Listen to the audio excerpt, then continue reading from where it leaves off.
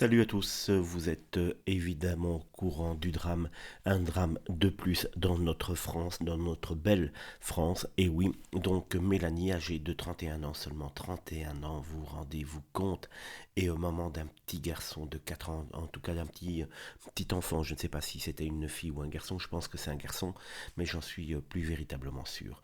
Donc Bayrou, Premier ministre, a été répondre face à cet acte de barbarie, un de plus, une personnalité, un personnage, un Français ou une Française tuée à coups de couteau. Cela devient véritablement récurrent dans ce pays. Pourtant, ce n'est pas une pratique véritablement française, vous allez me dire. Il était l'invité de Gilles Boulot ce mardi 10 juin sur TF1.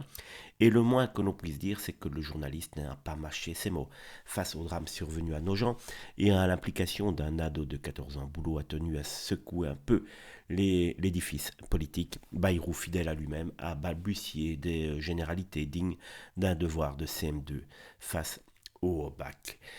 Quand Bayrou tente de rassurer en citant Elisabeth Borne, affirmant que le jeune mis en cause ne présentait pas de profil dangereux. Mais non, il n'était sans doute pas dangereux, juste avec un couteau pour aller planter une surveillante. Boulot ne le laisse pas s'en sortir aussi facilement. Il a quand même été exclu 2 fois de son établissement et Toc, l'ex-ministre de l'Éducation, n'a même pas tenté de contredire. Pire, il a admis le manque criant de personnel de santé, scolaire, infirmiers, psychologues, psychiatres. Mais là encore, Boulot pousse l'entretien dans ses retranchements.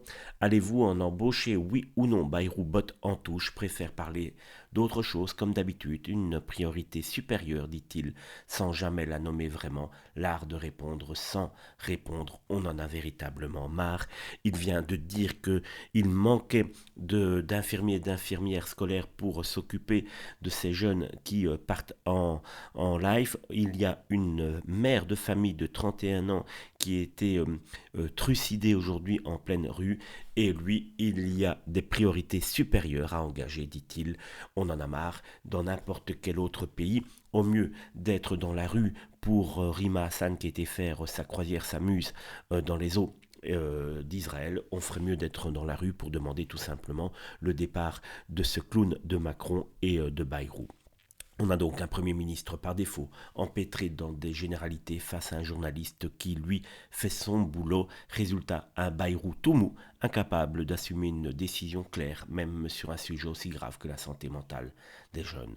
Encore un exemple criant de cette politique qui fouille tout simplement la réalité, même lorsqu'elle est dramatique et toute récente. Mais est-on véritablement encore surpris que Bayrou ne bouge pas?